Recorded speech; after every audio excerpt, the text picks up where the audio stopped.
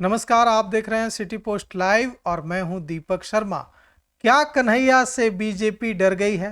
क्या बीजेपी के इशारे पर चिराग पासवान ने कन्हैया पर इतना बड़ा हमला कर दिया है?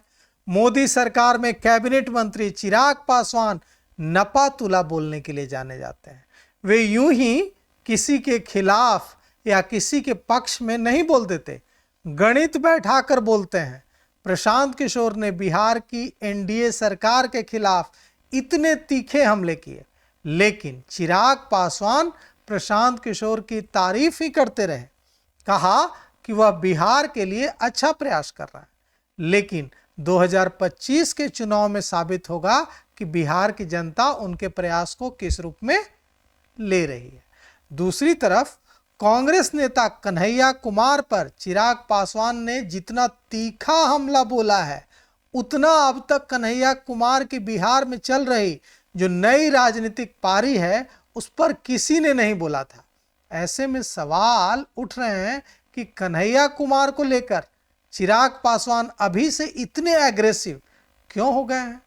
क्या बीजेपी को सचमुच कन्हैया कुमार का डर बिहार में सताने लगा है? इस पर चर्चा से पहले यह जानते हैं कि चिराग पासवान ने कहा क्या।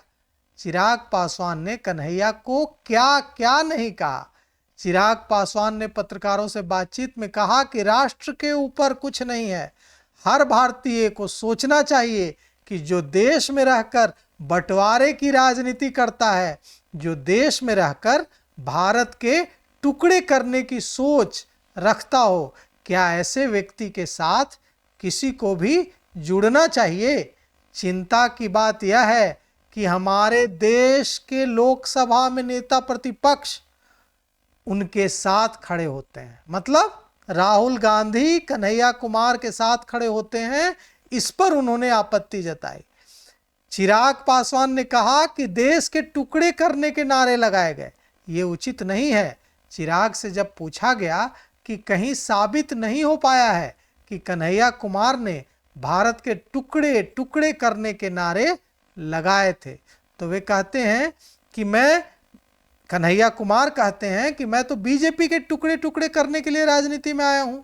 इस पर चिराग पासवान ने कहा कि वे प्रयास करें, उनके नेता भी इसी कोशिश में लगे हैं, देखिए किसे सफलता मिलती है। चिराग पासवान के हमले, तेजस्वी यादव की नाराजगी, दूसरे कांग्रेसियों की नाराजगी से साफ है कि कन्हैया कुमार बिहार के युवा नेताओं को खटक रहे हैं। इसकी सबसे बड़ी वजह है कन्हैया कुमार का ज़्यादा पढ़ा लिखा होना और राष्ट्रीय स्तर पर उनकी बड़ी पहचान होना, जेएनयू छात्र संघ का अध्यक्ष रहना।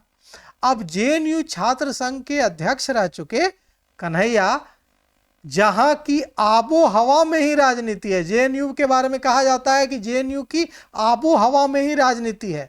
अब कन्हैया कुमार इन चुनौतियों से कैसे निपटते हैं, यह देखना बड़ा दिलचस्प होगा। तो फिलहाल इस खबर में इतना ही। आगे की खबरों के लिए देखते रहिए सिटी पोस्ट लाइव। शुक्रिया।